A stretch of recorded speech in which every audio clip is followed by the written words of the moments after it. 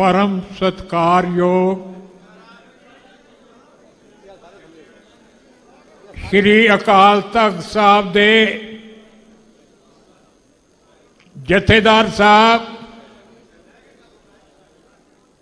दूजे तख्तां दे जथेदार साहिबान, श्रोमणी अकाली दल दे प्रधान सरदार सुखबीर सिंह जी, श्रोमणी कमेटी दे प्रधान धामी साहब जी ते अज दे महान पंथक इकट्ठ विच दर्शन दे रहे श्रोमणी कमेटी दे एग्जैक्टिव मैंबर साहबान, समूह संगत, वाहिगुरू जी का खालसा वाहिगुरू जी की फतेह। अज दा जो पंथक इकट्ठ है, ये जो अकाल सभ से ते आनंदपुर साहब से बेअदबी हुई है, ਉਹਦੇ ਤੇ रोस दुख का प्रगटावा करने वास्ते आपां इकट्ठे होए हैं ते नाल हिंदुस्तान की ते सूबे की सरकार नूं ये कहण वास्ते इकट्ठे होए हैं क्योंकि सुते पे है उन्होंने इन्हां घटनावां दा ना दुख है ना अफसोस है, भंगड़े पाउंदे फिरदे है। इसलिए वीरो आपां नूं सारिआं नूं तकड़े होके अपनी धर्म की राखी आप करनी पऊगी। देखो, एक सोचण की गल है कि हिंदुस्तान विच कोई भी सरकार आउंदी है, भावें मुगलों की सरकार आई, भावें अंग्रेज़ों की सरकार आई, भावें अपने देश विच आज़ादी तो बाद देश की सरकार आई, इन्हां ने हरमंदर साहब, सचखंड हरमंदर साहब ते होर थावां ते हमले कीते। वड्डे वड्डे अलग अलग तरीके कीते इन्हां सरकारां ने। अंग्रेज़ां ने अपने महंतां नूं एक गुरुद्वारा साहिबान की सेवा संभाल दे दी। सेवा संभाल तक की करनी सी, उथे भैड़े तो भैड़े काम करते सन, शराबां पींदे सन, नाच कराउंदे सन। वो तो विदेशी सरकारां सन। कदे असीं सोचा नहीं कि अपने देश की सरकार जिन्हों बनाउण वास्ते, जिहड़ी आज़ादी वास्ते सब तो वध कुर्बानी तुसीं दित्ती है, वो सरकार भी हरमंदर साहब ते फौजी हमला करेगी। अकाल तख्त साहब नूं गोलियां नाल बिन देगी, दरबार साहब से भी गोलियां लाउणगे और श्री गुरु ग्रंथ साहब महाराज जिहड़े विराजमान सन उन्हां ते भी गोलियां लगियां। देखो, सोचने वाली गल है कि ये सरकारां, ये हरमंदर साहब या अपने उच्च धर्म स्थानां ते क्यों हमले करते हैं, भावें कोई सरकार आउंदी। देखो, ये करते है कि सब तो वध जो रूहानी शक्ति हुंदी है, एक तो थोड़ी जिस्मानी शक्ति है, एक रूहानी शक्ति है। रूहानी शक्ति जिहड़ी है वो आपां नूं अपने पूजा स्थानां विचों मिलदी है। ਜਿਹੜੀਆਂ ਇੰਨੀਆਂ ਕੁਰਬਾਨੀਆਂ ਹੋਈਆਂ, ਸਾਹਬਜ਼ਾਦਿਆਂ ਦੀ ਕੁਰਬਾਨੀ ਹੋਈ, ਉਹ ਇੱਕ ਰੂਹਾਨੀ ਸ਼ਕਤੀ ਸੀ। ਔਰ ਇਹ ਸਰਕਾਰਾਂ ਸਮਝਦੀਆਂ ਹਨ ਜੇ ਇਹ ਰੂਹਾਨੀ ਸ਼ਕਤੀ ਆਪਾਂ ਤੋਂ ਖੋਹ ਲਈ ਜਾਏ ਤਾਂ ਫਿਰ ਕੁਝ ਨਹੀਂ ਹੋ ਸਕਦਾ। श्रोमणी अकाली दल ने दरबार साहब अकाल तख्त से अरदास करके वड्डे वड्डे मोर्चे लाए, भावें एमरजेंसी के खिलाफ लड़ाए या पंजाब के हितां लई लाए।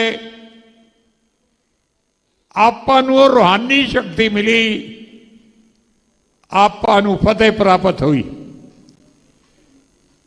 इस करके मेरी बेनती है, उन्होंने दो तरीके वरतदे हैं। एक तां कि रूहानी शक्ति दे जिहड़े सोमे हैं इन्हां नूं ताश कर दिओ। दूजे उन्हां दा होर तरीका है कि श्रोमणी कमेटी ते ही कब्जा कर लो। मेरी सारी सियासी जिंदगी कुछ 60-70 साल दी है। समय समय ते कदे इन्हां ने बोर्ड बनाए, कदे अपने विचों बंदे पाड़ के लालच दे के श्रोमणी कमेटी दे इलेक्शन लड़े। पर मैं इस गल की वधाई कौम नूं दिना कि कदे भी 100 सालां विच जिहड़ी श्रोमणी कमेटी की सेवा संभाल है, गुरधामां की सेवा संभाल है, वो श्रोमणी अकाली दल नूं दित्ती है।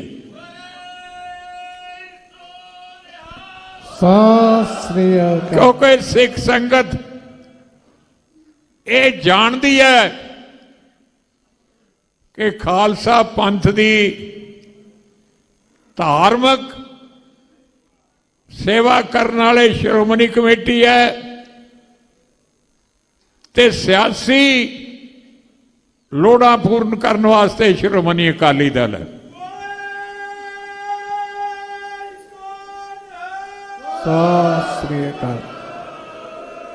अज तक कदे भी संगत ने उन्होंने सेवा संभाल का मौका नहीं दिता। और मेरी थोड़े को बेनती है कि आ पार्टियां जिहड़ियां हन उन्हां दा निशाना की है, असली निशाना की है, उस निशाने वाल तुरे हन कि गल ही मुका दिए गुरुद्वारा साहिबान ते कब्जा कर लिए। एक सोचण की गल है, हुण तां नहीं तुसीं देना, पर जे केसरीवाल का पार्टी का कब्जा हो जाए, कांग्रेस का कब्जा हो जाए, कि अपना धर्म बचूगा? सवाल ही नहीं पैदा होता। इस पासे तुरे है और असैम्बली च भी एक दूजे नाल इशारा करते सन कि आपां हुण गुरुद्वारा साहिबान का कब्जा करना है। बड़े गंभीर हालात भी तुसीं गुजर रहे हो। मैं थोनू जिहड़े तुसीं भरा बैठे हो, इन्हां ने ज़्यादा प्रेस के थ्रू दूजी संगत जिहड़े उन्हां दे झंडे फड़ी फिरदे है, उन्हां नूं बेनती करदा कि सानू गुरधाम जरूर है। वेखो एक भी मैं कहना चाहना कि राष्ट्रीय शक्ति भी बड़ी जरूरी होंदी है। राज बिना नहीं धर्म चले हैं, धर्म बिना सब दले मले हैं। इस करके भराओ परण कर लो। अकाल तख्त साहब के जथेदार साहब नूं मैं बेनती करांगा कि जो भी हुक्म करनगे असी उन्हां दे हुक्म ते पूरा पहरा देंगे। बोले सो निहाल। बहुत ही नाजुक दौर थे, यह जा नाजुक दौर अगे घट आए न जिन्ना अज नाजुक दौर विच दी पंध टप रहा। लेकिन आपां छोटियां छोटियां गल्लां च लालचां च कुर्सियां ते जिन्हों टिकट नहीं दिंदा भज के दूजे पासे चले जांदा। ये बेअसूली गल ये हुण जिहड़ी आई है इहनूं खत्म करना पऊगा। मेरी कोई भी सेवा भावें मेरी सेहत कमजोर है, उम्र के लिहाज नाल मैं उन्ना काम नहीं कर सकता, लेकिन मेरा एक एक श्वास जिहड़ा जिंदगी का वो पंथ दे हुक्म की उड़ीक करता रहिंदा है। बोले सो निहाल। इस करके अखीर विच मेरी थोड़े को यही बेनती है कि इन्हां दियां चालां समझो। इन्हां कोले धन है, ये डराउंदे भी हैं ते लालच भी दिंदे है। आपां किसी नूं ना डराउणे आ ना लालच दिंदे आ। मैं ना नहीं लेना चाहता कि मैं अपनी जिंदगी विच किसी का ना नहीं लिया। आ सरसे नूं आपां की नहीं दिता, प्रधानगी दी, इज्जत दी। वो इलैक्शन सरसे ने नहीं लड़े सन जिहदे चों प्रधान बनिया। वो अकाली दल दे वर्कर उत्थे जूझे, वो इलैक्शन जितया ते फिर वो बढ़िया। उन्होंने डरा के कि एक पासे जेल है, एक पासे अकाली दल है। चाहिए तो सी कि उन्होंने कहता पहल मेरी अकाली दल है, जेल मगरों जेल लै जाओ। जेल च जाने नाल की हुंदा? जेलां सानू की डरा सकदियां? मैं 15 साल जेल कट्टी है, मैनू तो कुछ नहीं होया। हुण भी अज वो सियासी नहीं धार्मिक है, पर मैं कह नहीं रखता कि मजीठे नूं फड़ ओदा परचा करता डराउण खातर। वो जिहड़े कमजोर कमजोर है झड़ जाण दिओ। जिवें पत्ते हुंदे ना दरख्त दे, वो जिहड़े कमजोर हुंदे डिग पैंदे आ, फिर नवें आ जाते हैं। ते आपां आप गुरु साहब ने तुहानूं कहा 1.25 लाख से एक लड़ाऊं। एक ही है रूहानी शक्ति। कोई दिमाग से बोझ ना पाओ सुखबीर के फलाना भज गया, भज जान दो। आपां तां असूल ते लड़ना है, धर्म की खातर। और एक ये भी दसा, ये जो इन्हां दी मंशा है, ये है कि हिंदू ते सिख भरा जिहड़े सके भरा जिन्हां दा नौह ते मास का रिश्ता है, किवें उन्हां नूं पाड़िया जावे। पहला भी इन्हां ने मकसद पूरा कर लई गुरुद्वारा साहिबान विच बीड़ियां सटाइयां और मंदिर साहिबां आपदे बंदियां तो गाऊं दीयां पूछियां सटाइयां। देखो असी तां गुरु साहब दे दसे हुए रस्ते ते चलण वाली पार्टी है, जिन्हां ने कहा मानस की जात सभे एके पछानवो और सारे धर्मां की एकता नाल आपां अरदास करदे आ। अखीर च कहने सरबत का भला, सारे संसार का भला मंगते हैं। ਇਹ ਜੀ ਕੌਮ ਜਿਹੜੀ ਗੁਰੂਆਂ ਦੇ ਦੱਸੇ ਉਤੇ ਰਸਤੇ ਚੱਲਣੇ ਚਾਹੁੰਦੀ ਹੈ। ਸਾਡੀ ਬਦਕਿਸਮਤੀ ਹੈ ਕਿ ਸਾਥੋਂ ਦੁਨੀਆ 'ਚ ਪ੍ਰਚਾਰ ਨਹੀਂ ਹੋਇਆ। ਸਾਡੇ ਕੋਲ ਇਹੋ ਜਿਹੇ ਕੋਈ ਪ੍ਰਚਾਰਕ ਨਹੀਂ ਸਨ ਜਿਹੜੇ ਦੁਨੀਆ ਜਾ ਕੇ ਆਪਣੀ ਫਿਲਾਸਫੀ ਦੱਸਦੇ। ਨਹੀਂ ਤਾਂ ਕ੍ਰਿਸਚੈਨਿਟੀ ਜਿਵੇਂ ਫੈਲੀ ਹੈ, ਸਿੱਖ ਧਰਮ ਇੰਨਾ ਫੈਲ ਸਕਦਾ ਹੈ। ਇਸ ਲਈ ਵੀਰੋ, ਮੈਂ ਕਿਉਂਕਿ ਬਾਹਲਾ ਚਿਰ ਬਹਿ ਵੀ ਨਹੀਂ ਸਕਦਾ, ਤੇ ਇਸ ਲਈ ਮੈਂ ਤੁਹਾਨੂੰ ਬੇਨਤੀ ਕਰਦਾ ਕਿ ਤਕੜੇ ਹੋ ਜਾਓ। ਹੁਣ ਪੁਰਾਣਾ ਵੇਲਾ ਨਹੀਂ ਸੁਸਤੀ ਦਾ, ਕਦੀ ਰੈਜ਼ੋਲੂਸ਼ਨ ਕਰਦੇ ਹੋ ਜਾਂ ਕਰਦੇ ਹੋ ਤਾਂ ਕਰਨਾ ਹੀ ਹੈ, ਪਰ ਕੋਈ ਤਕੜੀ ਲੜਾਈ ਵਾਸਤੇ ਇਕੱਠੇ ਹੋ ਜਾਓ। ਅਕਾਲ ਤਖਤ ਸਾਹਿਬ ਦੇ ਜਥੇਦਾਰ ਨੂੰ ਕਹਾਂਗੇ ਕੋਈ ਥੋੜੀ ਅਗਵਾਈ ਕਰੋ, ਭਾਵੇਂ ਉਹ ਅੱਜ ਜਿਹੜਾ ਇਕੱਠ ਹੈ ਉਹ ਕੱਲੀ ਪਾਰਟੀ ਦਾ ਨਹੀਂ, ਪੰਥ ਦਾ ਇਕੱਠ ਹੈ। ਜਿੱਥੇ ਅਕਾਲ ਤਖਤ ਸਾਹਿਬ ਦੇ ਜਥੇਦਾਰ ਬਿਰਾਜਮਾਨ ਹੋਣ, ਉਹ ਪੰਥ ਦਾ ਇਕੱਠ ਹੁੰਦਾ ਸਾਰੇ ਦਾ, ਤੇ ਜਿਹੜੇ ਆਪਣੇ ਖਿਲਾਫ ਆ ਉਹਨਾਂ ਦਾ ਪੰਥ ਨਾਲ ਕੋਈ ਹੁੰਦਾ ਨਹੀਂ। ਇਸ ਕਰਕੇ ਆਓ ਵੀਰੋ, ਆਪਾਂ ਇਹਨਾਂ ਗੱਲਾਂ ਨੂੰ ਸਮਝੀਏ ਤੇ ਧਰਮ ਸਥਾਨਾਂ ਦੀ ਇੱਜ਼ਤ ਵਾਸਤੇ ਜੋ ਵੀ ਕਰ ਸਕਦੇ ਕਰੀਏ। ਤੁਹਾਡਾ ਬਹੁਤ ਬਹੁਤ ਧੰਨਵਾਦ। ਵਾਹਿਗੁਰੂ ਜੀ ਕਾ ਖਾਲਸਾ, ਵਾਹਿਗੁਰੂ ਜੀ ਕੀ ਫਤਿਹ।